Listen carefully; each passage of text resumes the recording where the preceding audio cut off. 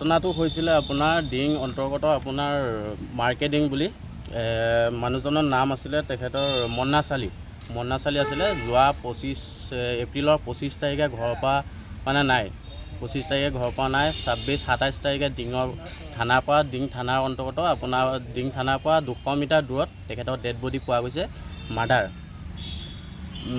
আগতে দুবাৰ তিনিবাৰকৈ যিজন আপোনাৰ মৃত্যুৰ ভাবুকি দিছিলে নুৰুল ইছলাম নামৰ মানুহজনে দুবাৰ তিনিবাৰকৈ মৃত্যুৰ ভাবুকি দিছে। আজি 2 মাহ হৈ গ'ল, ডেড বডি পোৱা গৈছে। এতিয়ালৈকে একো তদন্ত হোৱা নাই।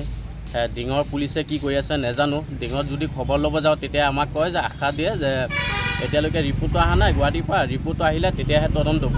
কিন্তু আজি 2 মাহ উকলি গৈছে, এতিয়ালৈকে তদন্ত হোৱা নাই, দোষীক শাস্তি পোৱা নাই, দোষীক এৰেষ্ট কৰিব পৰা নাই। এতিয়া ডিঙৰ পুলিচে কি কৰি আছে নাজানো। এতিয়া আমাৰ এইটোৱে নগাঁও আৰক্ষী অধীক্ষক মানে তেখেতৰ আমাৰ ফালৰ পৰা এটাই আশা, ছাৰে যাতে ভালকৈ এটা অফিচাৰ ভাল এজন অফিচাৰক দি তদন্ত কৰি দুখীয়া যাতে শাস্তি পায়, আমি তাকেই ছাৰৰ ওচৰত আমি অনুৰোধ কৰিছোঁ। ছাৰক যিজনে ভাবুকি প্ৰদান কৰিছিলে কিহৰ মানে ভাবুকি প্ৰদান কৰিছিলে তেখেতৰ ঘৰৰ ওচৰত মাটি বাৰী লৈ কিবা এটা বিবাদ আছিলে। ঘৰৰ ওচৰতে মাটি বাৰীলৈ কিবা এটা বিবাদ আছিলে, সেইটো কাৰণে তেখেতে মৃত্যুৰ ভাবুকি দিছে। হয় হয়। তাৰপিছত এই সন্দৰ্ভত থানাত নাই আগত মানে অৱগত কৰা নাই, কিন্তু ডেড বডি পোৱাৰ পিছত আমি এজাহাৰ দিছোঁ। SP অফিচতো আমি কমপ্লেইন কৰিছোঁ, তাৰপিছত DGP অফিচতো আমি অৱগত কৰিছোঁ হোৱাটছআপৰ জৰিয়তে, কিন্তু এতিয়ালৈকে একো তদন্ত হোৱা নাই। দোষী কৰায়ত্ব কৰিব পৰা নাই এতিয়ালৈকে দোষী কৰায়ত্ব কৰিব পৰা নাই ডিং আৰক্ষীয়ে।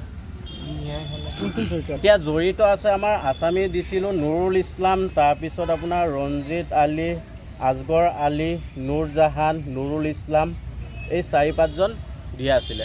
মানে তেখেতৰ জড়িত আছে, আমাৰ সন্দেহ হৈছে। তেওঁলোকক সোধপোছ কৰিছেনে? আৰু নাই তেখেতক সোধপোছ কৰা নাই আমি জনামতে। আমাৰ ঘৰৰ ওচৰৰ মানুহজন যে নুৰুল ইছলাম, তেওঁ আগৰ পৰা মানে আমাক ভাবুকি দি আছে। মাটি বাৰী লৈ কিবা এটা কেছ খেলাইছিল সিহঁতে, মানে মাটি সিহঁতৰ লাগে আৰু সিহঁতে আগৰ পৰা ভাবুকি দি আছে আমাক মাৰি পেলাব। সেইদিনাখন পিছত এপ্ৰিলৰ 25 তাৰিখে মোৰ দেউতা নাইকিয়া, সেইদিনাখন সিহঁতৰ ঘৰত মানুহ আছিলে। সেইদিনাখন দেউতা মাৰ ওচৰত কৈ গৈছে যে আজি মোক মাৰি পেলাব নুৰুল পাতি আনিছে, সেইটো কথা দেউতাক কৈ গৈছে। পিছদিনাখনৰ পৰা আমি দেউতাক বিচাৰি নাপাওঁ। আমি তেতিয়া ঘৰত নাছিলোঁ।